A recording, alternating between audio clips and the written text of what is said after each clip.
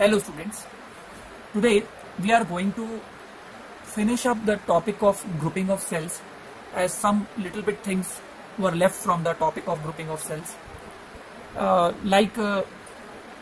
In case of grouping of cells, what we have considered that the positive terminal of this cell is connected to some external resistance.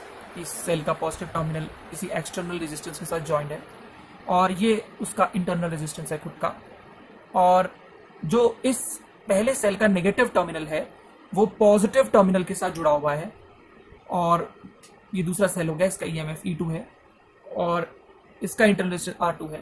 तो it means these are connected in series. So what we have supposed that the negative terminal of this cell is connected to the positive terminal of the cell.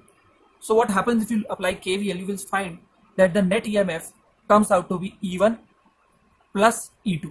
अगर आप इसका net potential difference calculate करेंगे, net equivalent cell निकालेंगे, let's say this corresponds to E net, तो वो आप कहेंगे कितना होगा E1 plus E2, और इसका जो net resistance internal resistance होगा, क्योंकि ये सीरीज में है तो सिंपली ऐड हो जाएगा. So that is quite easy and we can do that. But sometimes in the question opposite happens.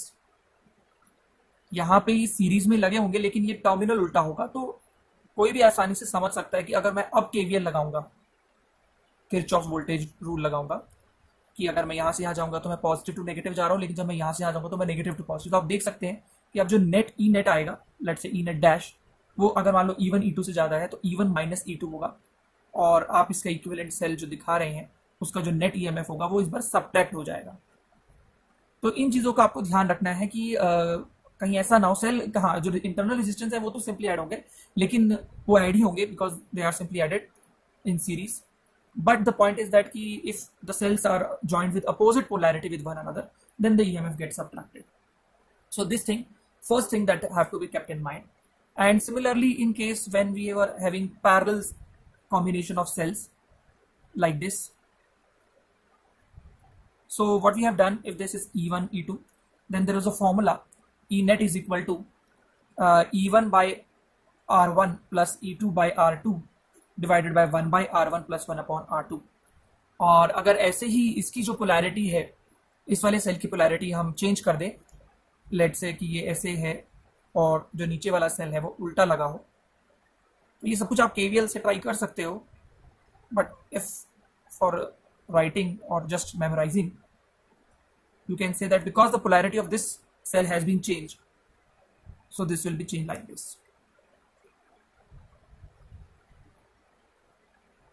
Okay,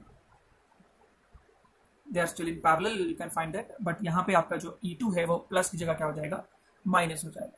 So these things have to be kept in mind. Now, let's discuss mixed grouping of cells. Mixed grouping of identical cells. Mixed grouping of identical cells में हम लोग कहेंगे कि हमारे पास n let's say कि n cells हर एक रो में हैं. ये पहली रो बना रहा हूं मैं. This is cell 1, this is cell 2, this is cell n, and they are this internal resistance, and they are connected in series. इसका भी EMF E है, इसका EMF भी E है, इसका EMF भी E है, इसका internal resistance भी R है, इसका भी R है, इसका भी R है. Now next row, this is the first row, this is the second row, internal resistance, one more cell,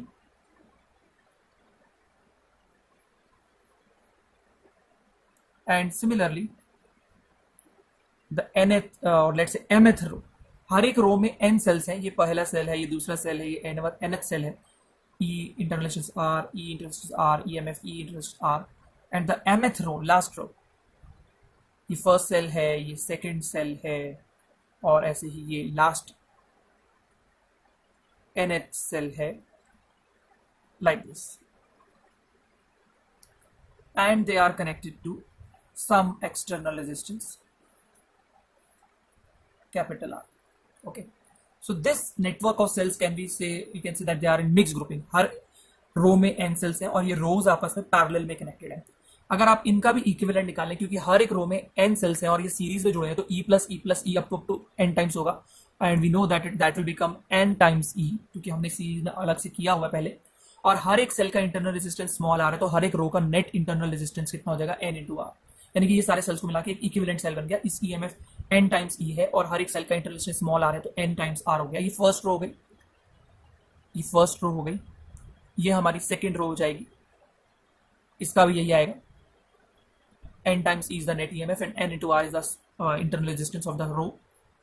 And similarly, the last row is also having the net EMF of n times e and the internal resistance n into r, and they are connected to some supply, or they are supplying the voltage to some external resistance. Next equivalent circuit that we can draw is कि ये सारे आपस में parallel में और सबका EMF same है, parallel में पोटेंशियल डिफरेंस सेम रहता है और यहाँ सेम है भी, तो आप इसको सिंपली कह सकते हैं n इंटू ई, पैरेलल में सेम होगा। लेकिन जो ये एन आर ये mth रो हो गई ना, mth रो हो गई, n सेल्स हैं और रोज m है, ठीक है। सो अब हमें करना क्या है कि नेट निकाल लेते हैं इसका, 1/nr अप टू 1/nr, कितने बार, m टाइम्स। तो वी विल से दैट इसका अगर आप एलसीएम लेंगे तो n इंटू आर आएगा, ऊपर 1 + 1 अप टू 1 आएगा m टाइम्स, और ये ऊपर आ गया m, नीचे आ गया nr। इसको आप रेसिप्रोकल कर लें, r net is equal to nr/m। So we can say कि इन सभी सेल्स का ईएमएफ तो n ही है, इनका कॉम्बिनेशन का ईएमएफ n ही है, और इन सबका जो इंटरनल रेजिस्टेंस आ रहा है कंबाइंड, वो आ रहा है nr/m, and they are supplying some like current to some this. So in the next page, let's once again draw the final cell. Finally जो हमारे पास ये था ना, ये सभी सेल्स का NE, इन सभी सेल्स का NE, इन सभी सेल्स का NE, फिर ये सारे एकदम सेम है पैरेलल में, तो पैरेलल में पोटेंशियल डिफरेंस सेम रहेगा n इंटू ई, और इन सबका nr का m बार आ रहे हैं ये, तो इनका पैरेलल में हमने निकाल लिया है कितना आ रहा है, nr/m। तो हम ये जो लास्ट सिचुएशन आ रही है, इसको यहाँ पे r net is equal to nr/m, और ये एक्सटर्नल रेजिस्टेंस, तो ये हमारा नेट सेल यहाँ पे देखने को मिल रहा है। तो it means what we can say कि ये सारा जो नेटवर्क है सीरीज और फिर पैरेलल में रेजिस्टेंसेस का, ये सारा नेटवर्क ऑफ रेजिस्टेंसेस कुछ ऐसे दिखाया जाएगा हमको, मतलब ये ऐसे कन्वर्ट कर सकते हैं, इसको ऐसे बना सकते हैं। तो अब हमें निकालना है कि इसमें से कितना करंट फ्लो करेगा। तो करंट क्या होता है, basically net voltage by net resistance. Net voltage या नेट ईएमएफ इस सेल में कितनी है, n इंटू ई, और नेट रेजिस्टेंस कितना है हमारे पास, R net plus capital R. What is the R net, the internal resistance, n into small R by capital M plus R. आप इसका एलसीएम लेंगे तो कितना आएगा, m एलसीएम m r हो जाएगा और m ऊपर चला जाएगा, तो m into n into e divide by n into small r plus m into r। This is the current. So this current will flow. Now sometimes in the questions it is asked that when this current will be maximum, ये current maximum कब होगा। I को maximum करने के लिए इसका जो denominator है, इसके आरएचएस में जो डिनोमिनेटर, अगर ये मिनिमम हो जाएगा तो ये मैक्सिमम हो जाएगा। तो nr प्लस mr को देखते हैं कि मिनिमम कब होगा। क्या मैं इसको ऐसे लिख सकता हूँ, nr स्क्वायर रूट का होल स्क्वायर, आपको पता है स्क्वायर से रूट कैंसिल हो जाएगा, और क्या मैं mr को ऐसे लिख सकता हूँ, mr का root 2 whole square. Yes, we can write, mathematically it is possible. Next step में क्या कर रहा हूं मैं, बिना स्क्वायर के जो ये अंदर वाली चीजें हैं इसके मल्टीप्लाई और ट्वाइस, ये मैंने प्लस किया और ये मैंने माइनस किया। मतलब मैंने क्या किया, twice of root n r into m r add किया, और twice of square root of n r into root m into capital R मैंने माइनस किया। और ये सारी चीज को और ये सारी चीज में से आप देखो क्या बन रहा है, A square plus B square minus 2ab, तो उसको होल स्क्वायर में कन्वर्ट करके ऐसे लिख सकते हैं कॉम्पैक्टली। ये मल्टीप्लाई हो जाएंगे m into n into r into twice. Now what is the minimum value of this whole squares की मिनिमम वैल्यू, क्योंकि अगर आपको देखो मैं कह रहा हूं ना करंट को मैक्सिमम करना है, हमें देखना है कब करंट मैक्सिमम होगा। करंट मैक्सिमम तब होगा जब आपका डिनोमिनेटर क्या हो जाएगा, मिनिमम हो जाएगा। अगर इसको मैक्सिमम करना है करंट को, तो इसको क्या होना पड़ेगा, मिनिमम होना पड़ेगा। तो अब ये मिनिमम कब होगा, ये मिनिमम तब हो सकता है जब ये क्वांटिटी मिनिमम हो जाए, क्योंकि देखो होल स्क्वायर की मिनिमम वैल्यू कभी भी नेगेटिव भी नहीं हो सकती। तो जो मिनिमम से मिनिमम वैल्यू स्क्वायर्स की हो सकती है पॉजिटिव मतलब रियल नंबर्स की, तो वो क्या होगी, तो it means that is zero, इसकी मिनिमम। अगर ये जीरो हो गया तो फिर ये केवल इतना रह जाएगा। तो ये जीरो कब होगा ये देखते हैं। इसको आप उधर ले जाएं, स्क्वायरिंग कर लें, n into r is equal to m into capital R, तो हमारे पास आ जाएगा n upon M is equal to capital R upon small r. इसका मतलब हर एक रो में आने वाले नंबर ऑफ सेल्स जिसको हम एन से डिनोट कर रहे हैं और कितनी रोज हैं जिसको हम एम से डिनोट कर रहे हैं, अगर उसकी ratio external resistance capital are और हर एक सेल का जो इंटरनल रेजिस्टेंस है स्मॉल आर के रेशियो के बराबर हो जाए तो हम ये कहेंगे कि ये सर्किट में मैक्सिमम करंट फ्लो करेगा। This is very important condition that can be kept in mind, that if small n upon capital M means number of cell in each row divided by the number of rows, अगर external resistance capital R की ratio किसके साथ, हर एक cell की जो internal resistance है उसके साथ बराबर आ जाए तो हमारे सर्किट में मैक्सिमम करंट फ्लो करेगा। और वो मैक्सिमम करंट कितना होगा, कोई कैलकुलेट करे, क्योंकि हमने कह दिया कि मैक्सिमम करंट तब होगा जब ये चीज मिनिमम होगी। ये चीज मिनिमम कब होगी, ये चीज मिनिमम कब होगी, जब ये चीज जीरो हो जाएगी। अगर ये जीरो हो जाएगी तो बस ये बचेगा, दैट मैक्सिमम करंट मैं यहां लिख देता हूं कितना होगा, एम एन इंटू ई। एम इंटू ई आप समझे कितना होगा, एम इंटू एन क्या होगा, अरे हर एक सेल में या हर एक रो में एन सेल्स हैं और हमारे पास एम रोज है, तो m into n r giving the total number of cells, और डिवाइडेड बाय कितना होगा, twice of m into n into r into small r. अब हम इस कॉन्सेप्ट के ऊपर एक न्यूमेरिकल कर लेते हैं कि मिक्स ग्रुपिंग ऑफ सेल्स हो हमारे पास, इस तरह का कोई अगर न्यूमेरिकल एग्जाम में आए तो हम उसको कैसे करेंगे।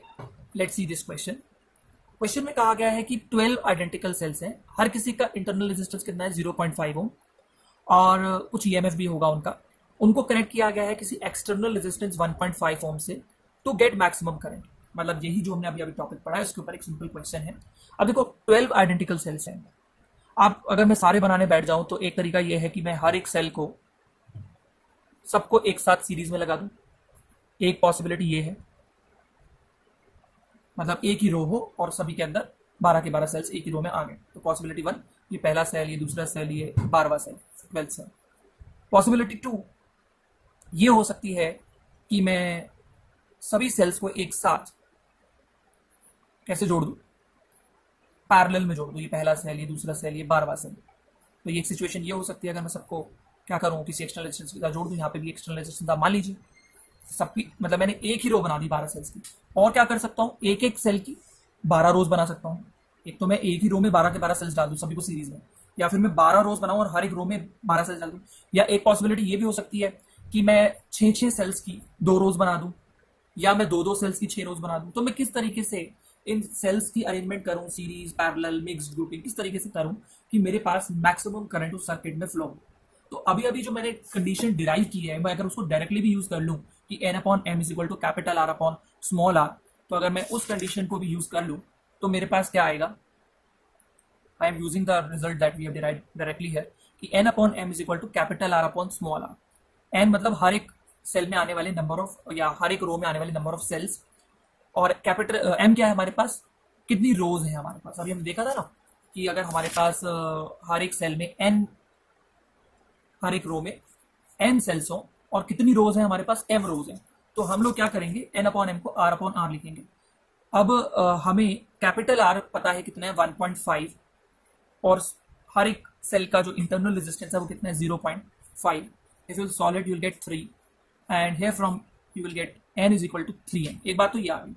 अब मेरे को एक बात बताओ, अगर हर एक रो में m सेल्स हैं और हमारे पास m नंबर ऑफ रोज हैं, तो m इंटू n क्या देगा, मतलब हर एक रो में n सेल्स है और m रोज है, तो टोटल नंबर ऑफ सेल्स क्या होंगे, m इंटू n, और वो हमें कितने देंगे 12। अगर मैं n की वैल्यू को यहाँ 3m डाल दूंगा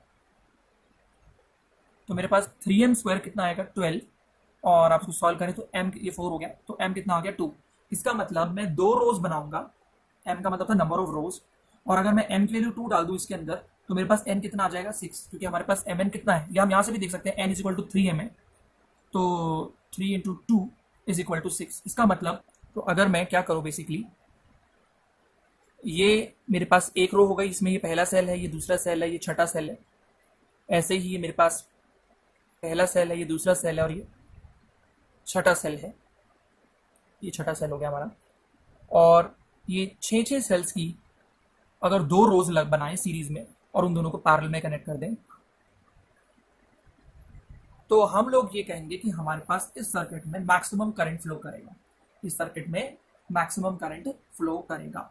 So this situation we call it as what we say is तो इस तरह के न्यूमेरिकल्स हमारे पास आ सकते हैं कि हमें जैसे कि इस क्वेश्चन में दे रखा था कि हमारे पास कितने सेल्स हैं, हमारे पास 12 आइडेंटिकल सेल्स थे और उन सभी सेल्स का जो इंटरनल रेजिस्टेंस है 0.5 ओम है और उनको एक एक्सटर्नल रेजिस्टेंस 1.5 से जोड़ा। और बताइए कि कैसे जोड़े। मैंने जैसे बहुत सारी पॉसिबिलिटीज हो सकती थी कि 12 सेल्स को एक साथ सीरीज में डाल दो या एक एक सेल को 12 रोज बना दो, या अभी जो हमने देखा कि अगर हमारे पास 6 सेल्स हो हर एक रो में और 2 रोज हो तो हमारे पास मैक्सिमम करंट आएगा। तो वो कंडीशन जो हमने डिराइव कर रखी थी वो रेडीमेड थी हमारे लिए और उसने हमारे क्वेश्चन को फटाफट से सॉल्व कर लिया। Now let us come to next topic, that is power, electrical power. And before understanding the meaning of power we should understand the meaning of Joule's law of heating. अब देखिए, आप एक simple सा circuit imagine करिए।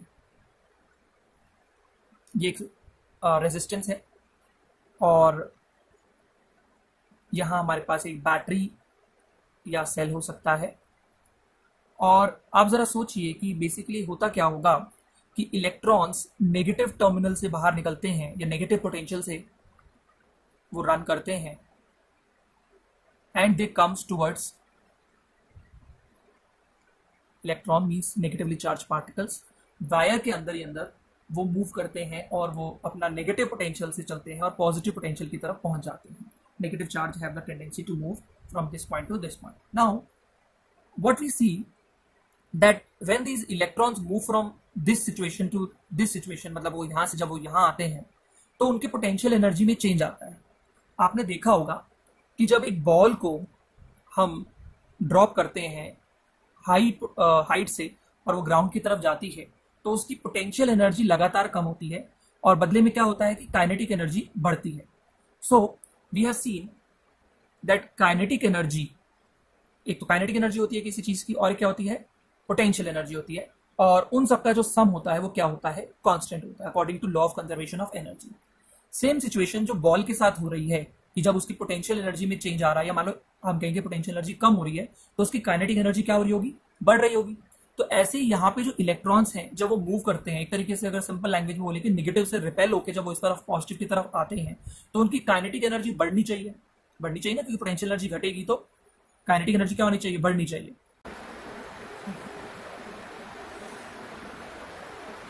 Let us write this kinetic energy and potential energy like this: kinetic energy K, potential energy U, some constant। अगर हम इसका derivative करें तो delta K plus delta U, constant का डेरिवेटिव क्या होगा, 0। सो डेल्टा K कितना आएगा, माइनस डेल्टा U।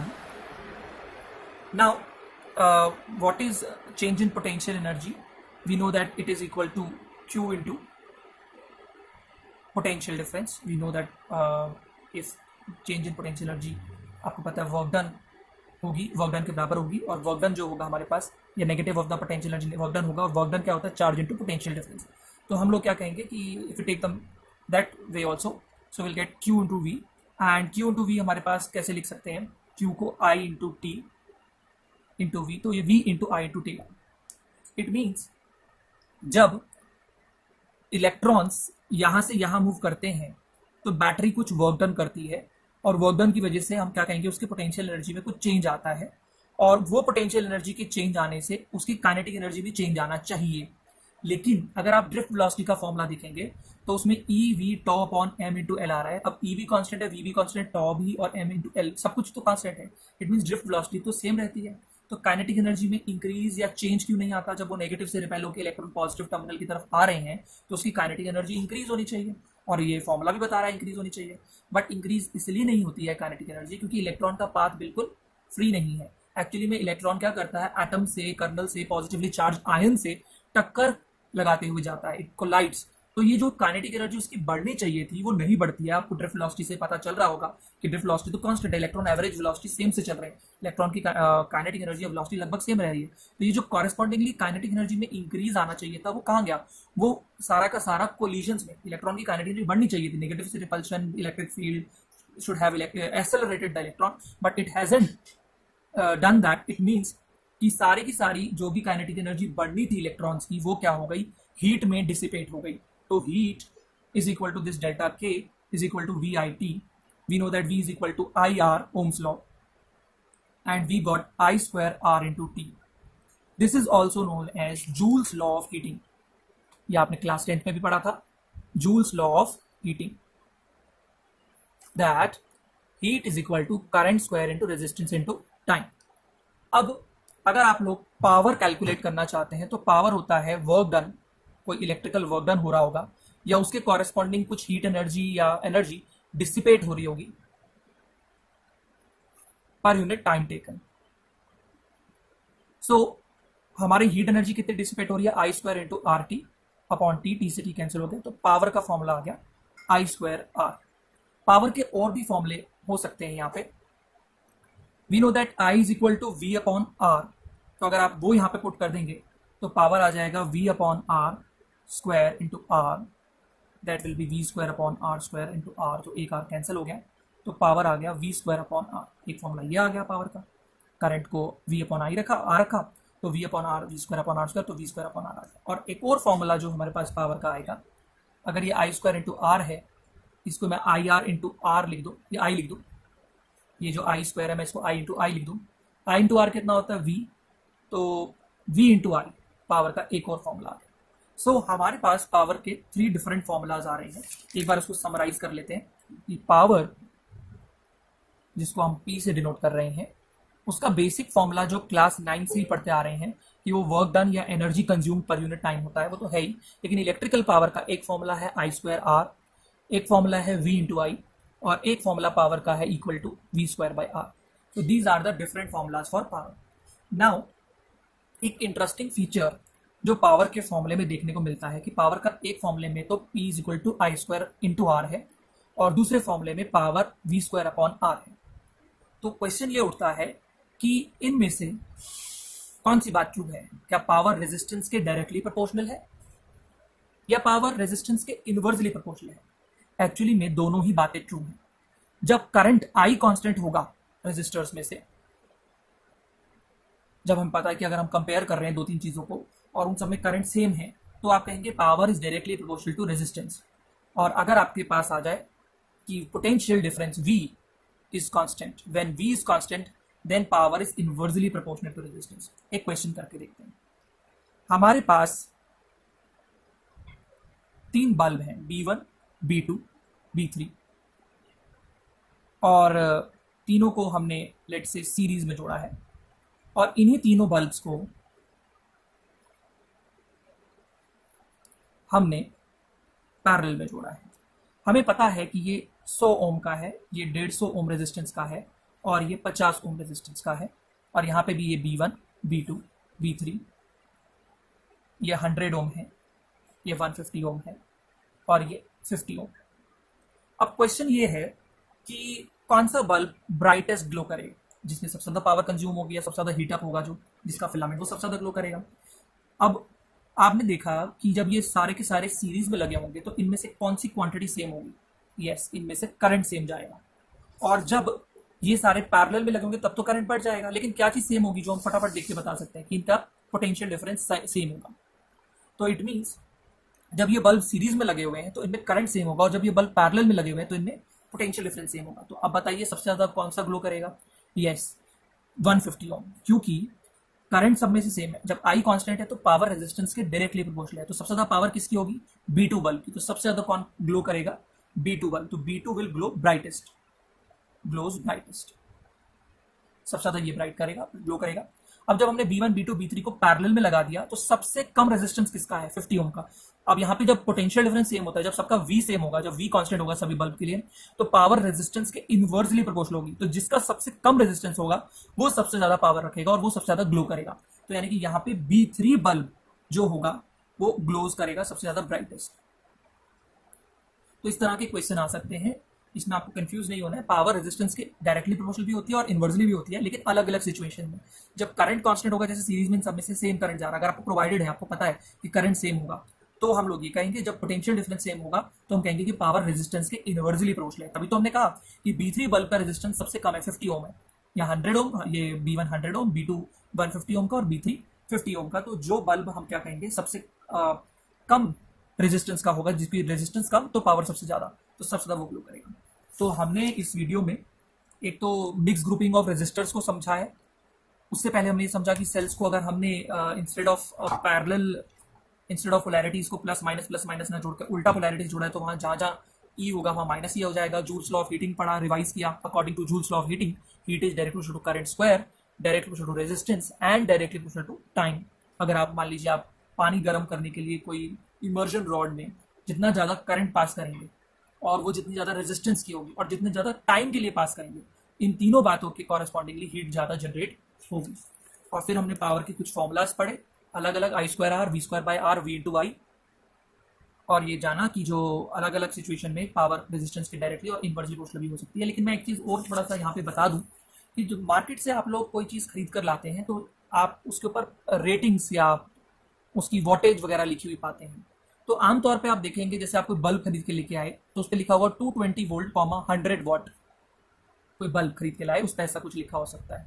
मान लीजिए आप कोई आयरन, इलेक्ट्रिक आयरन खरीद के लाए, उस पर लिखा होगा 220 volt let's say 500 what, what is the unit of power. तो ये चीजें आप मार्केट में जब जाते हैं तो उसके ऊपर पावर रेटिंग्स या वॉटेज वगैरह लिखी होती है। तो उसके अंदर समझने की बात यह है कि आमतौर पे क्योंकि हमारे घरों में सब कुछ जो कनेक्ट है वो पैरेलल कॉम्बिनेशन से है, और घरों में, स्कूल्स में, ऑफिस में जो वोल्टेज आ रही है वो 220 वोल्ट आ रही है।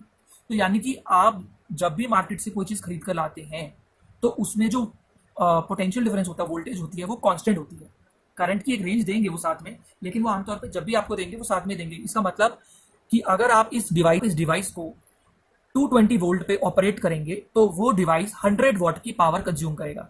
अगर आप इस आयरन को, इलेक्ट्रिक आयरन को घरों में यूज करते हैं ना कपड़े प्रेस वगैरह करने के लिए, तो उसके अगर आप 220 वोल्ट पे उसको ऑपरेट करेंगे तो इसकी पावर इतनी होगी। तो आमतौर पे आपको वोल्टेज गिवन होती है। तो हम अगर आपसे फटाफट से कोई पूछे इन दोनों में से किसका रेजिस्टेंस कम होगा, किसका ज्यादा होगा, तो आपको क्योंकि इस बार वोल्टेज कांस्टेंट दे रखी है, आमतौर पे जो डिवाइसेज हम मार्केट से खरीद के लाते हैं उसमें वोल्टेज गिवन होती है, 220 वोल्ट गिवन होती है। और जब वोल्टेज गिवन हो, कांस्टेंट हो, तब हमारी पावर रेजिस्टेंस की क्या होती है, इनवर्सली प्रोपोर्शनल। तो कोई देखते ही बता सकता है कि बल्ब का रेजिस्टेंस क्या होगा, आप कह सकते हो हाई होगा क्योंकि इसकी पावर कम है, और आयरन का रेजिस्टेंस क्या होगा, कंपैरेटिवली लो होगा क्योंकि उसकी पावर हाई है। They are inversely proportional. अगर वोल्टेज कांस्टेंट हो, if voltage is constant then power is inversely proportional to resistance or resistance is inversely proportional to power।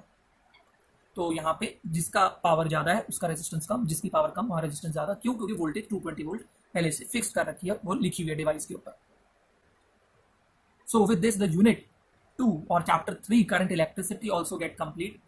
Now we will have a test on this. You also have to submit your notes.